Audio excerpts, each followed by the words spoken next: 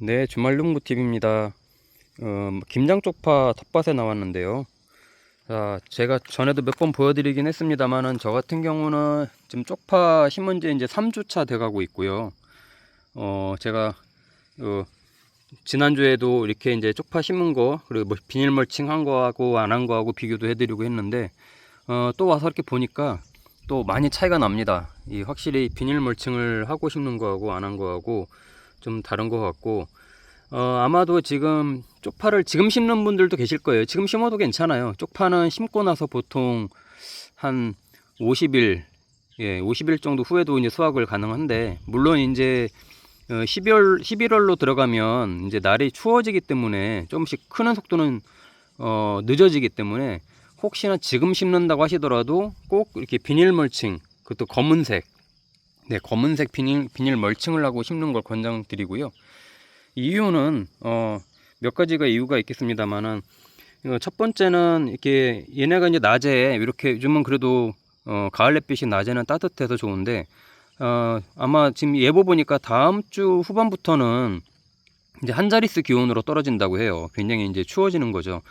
이 낮에 이렇게 좀 햇빛을 받으면 이 지열을 얘네가 이제 좀 높여줘 가지고 안에서 뿌리 활착을 좀 잘 하는데 도움을 줍니다. 이 뭐 마늘이나 파 이런 거 이렇게 파 종류나 이런 것들은 사실 뿌리가 제일 중요하거든요. 뿌리를 깊숙이 이제 받고 거기서 이제 영양분 흡수를 하고 또 이제 이 쪽파 같은 경우는 분화도 해야 되잖아요. 이렇게 이제 계속 가지수가 이제 늘어나야 되는데 그 분화를 잘 일으키게 하려면 뿌리가 밑에 잘 받고 있어야 돼요. 그래서 이제 이 뿌리 활착을 돕게끔 하기 위해서 이렇게 물도 자주 주고 비닐 멀칭도 하고 하는 건데 혹시나 오늘 심는 분이 계신다고 하면 꼭 이렇게 비닐 멀칭을 하고 하면 일반 맨 흙에다가 심는 거보다는 훨씬 빨리 자라니까 그렇게 해서 뿌리 활착을 도와주는 게 좋고요.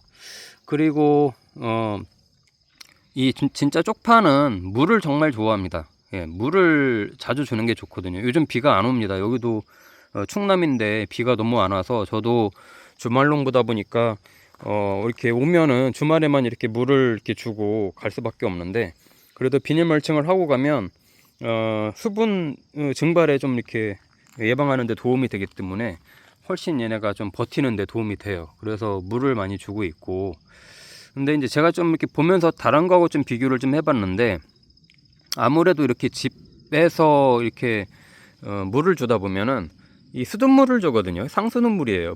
상수도 물을 주다 보니까 다 그 미생물 처리된 이 물이 오니까 물의 효과가 좀 떨어지긴 합니다. 이런 시골 같은 데는 이 주변에 냇가가 있거나 뭐 그러면 그런 냇가에서 끌어오는 물 이런 물을 하면은 확실히 미생물이 많아서 이 크는 속도도 다르고 영양분도 다르거든요.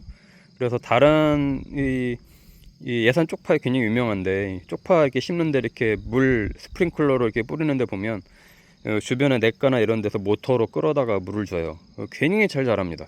일반 수돗물 주는 거하고는 또 차원이 다를 정도로 좀 그런 차이가 있더라고요. 그래서 수돗물이 아니라 일반 냇가나 이런 데서 물을 펌프질해서 이렇게 줄 수 있는 환경이라면 꼭 그런 물을 주는 게 더 좋은 것 같아요.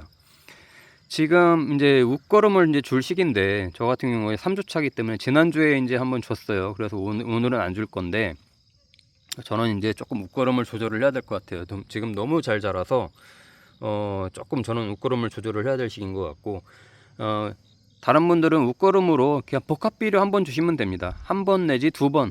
예. 밑거름이 충분하다 그러면 한 번 정도면 되고요.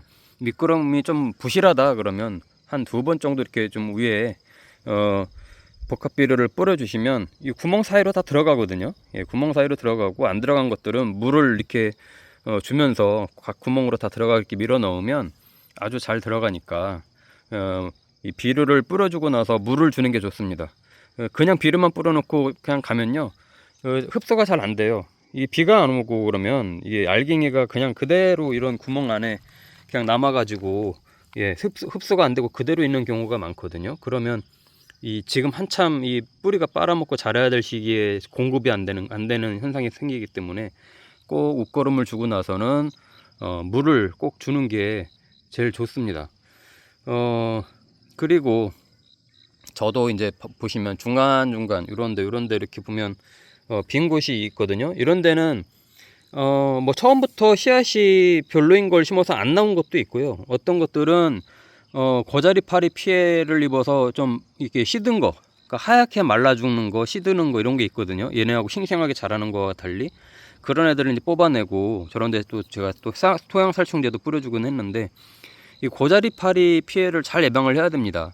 예, 뭐 저 같은 경우야 이게 눈에 뭐 이렇게 크게 띄지 않을 정도니까 괜찮지만, 고자리파리가 광범위하게 퍼지면 전부 다 시드는 현상이 벌어지거든요. 그러니까 그런 거는 꼭 뿌리 뽑아서 보면요, 뿌리가 썩어 있습니다. 예, 뿌리가 아주 활착이 잘 되면 진짜 하얀 뿌리가 이제 막 내려가거든요, 마늘처럼. 근데 그런 게 없고 뿌리가 그냥 짤막하거나 밑둥이 아주 다 썩어가지고 그런 경우가 이제 고자리파리 피해니까, 그런 고자리파리 피해를 예방하기 위해서 좀 토양 살충제 이런 거를 좀 미리 살포를 해줬어야 되는데 지금이라도 뿌려주시면 좋고요. 다만 토양 살충제는 이 수확하기 전까지 계속 뿌려주면 안 돼요. 이 농약 잔류를 오랫동안 하기 때문에 초반에만 뿌려주고 그만둬야 되거든요. 그래서 이제 지금은 필요하면 이제 뽑아버리고, 예, 살충제를 해주는 게 오히려 낫습니다. 예. 병충해는 뭐 사실 이제 얘는 고자리파리 피해만 잘 예방을 하면은 뭐 이제 거의 절반의 성공이고요. 나머지는 이제 입마름 현상들이 이제 오거든요. 그것도 입마름 현상 같은 경우는 칼슘 부족일 때가 많습니다. 이 NK 복합비료를 줘도 입이 말라가고 뭐 이게 노랗게 말라가든 하얗게 다 말라가든 이런 게 있어요. 이게 축 처지면서 죽는 거는 이게 고자리파리 피해고요. 위에 잎이 마르는 현상은 보통 칼슘 부족인데, 이 칼슘제를 농약방이나 이런 데서 보면 물약으로도 팔고 아니면 고형제로도 팔아요. 저 같은 경우는 NK 복합비료에 칼슘제가 섞여 있는 걸 같이 줬기 때문에 별도로 연면 시비는 안 하고 있지만, 필요하면은 연면 시비를 몇 번은 해줘서 이 칼슘제가 좀 부족한 현상을 좀 방지를 해주는 게, 나중에 이 수확을 할 때 이 잎이 마르면 다 떼버리게 되거든요. 그러면 뭐 남는 게 없죠. 그래서 이제 그런 부분들을 좀 잘 방제를 해줘야 되고, 이 잎이 이 수확할 때쯤 돼서 끝이 조금씩 말라가는 거는 그건 아주 자연스러운 거예요. 근데 이렇게 심고 나서 얼마 되지도 않았는데 성장하면서 계속 이 잎이 말라가고 노랗게 변한다든지 이런 것들은 칼슘 부족이기 때문에 꼭 웃거름이나 칼슘제 연면 시비를 꼭 하는 거를 말씀을 드리고요. 무엇보다도 하여튼 쪽파는 물을 잘 주면 잘 큽니다. 예. 이 쪽파 뿌리 아시죠? 나중에 이제 수확할 때 캐서 보면 정말 아주 튼실한 쪽파들은 뿌리가 굉장히 길어요.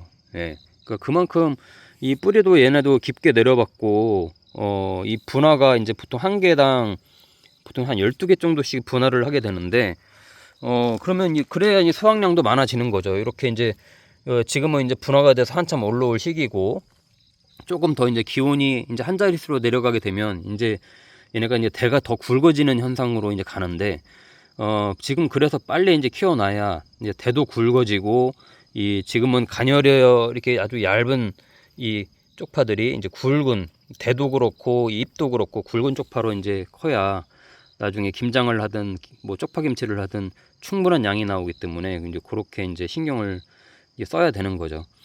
이 쪽파는 보통 저도 김장 때 이제 수확을 하고, 이 자리에서 김장 때 이제 일부 수확을 하고 일부는 여기서 또 월동을 합니다. 그러면 이 겨울에는 얘네가 싹 사그라들어요. 죽은 건 아니고 싹 사그라들고, 이렇게 이제 비닐 멀칭을 해놨기 때문에 안에서 이제 어느 정도 겨울에 동해를 입지 않은 상태에서 버티고 있다가 봄이 되면 여기서 다시 싹이 나오고, 그때 또 한번 분화가 됩니다. 예, 또 분화가 돼서 이런 식으로 또 이제 싹이 이제 나오면 봄에 또 뽑아서 한번 먹고, 일부는 여기서 이제 종구로 만들어서 말리는 거죠. 예, 다시 여기서 뽑아서 말려가지고 또 내년 김장할 때를 대비해서 이렇게 이제 축적을 해 놓는데요. 아마 종구로 만드는 거는요, 여기 이렇게 한 3줄 정도만 하면 어마어마한 양이 나올 거예요. 왜냐면 이게 분화가 엄청 되기 때문에, 이번에도 분화가 한번 되고 또 겨울 나고 나서 봄에 또 새싹이 나면서 분화가 또 한번 되기 때문에 그때 되면 종구가 이제 많아져요. 그래서 김장 때를 대비해서 이제 종구를 준비하는 건데, 저도 이 종구가 없어가지고 올해는 이 종구를 사서 심었거든요. 굉장히 비싸요. 이 쪽파 종구가 막상 이 구입해서 심으려면 굉장히 귀하고 비싸서 미리 뭐 내년 거를 준비할 수 있다고 하면 이 꼭 별도 공간이 있다고 하면은 뭐 이렇게 좀 일부 공간을 좀 남겨놓고 월동을 해서 내년에 수확을 할 수 있게끔 이렇게 좀 해놓으면 내년 씨앗을 미리 준비할 수 있으니까 그런 부분도 염두하면 좋을 것 같습니다. 자, 쪽파 잠깐 끝내기 전에 이 비닐 멀칭 안 한 것도 한번 잠깐 보여드릴게요.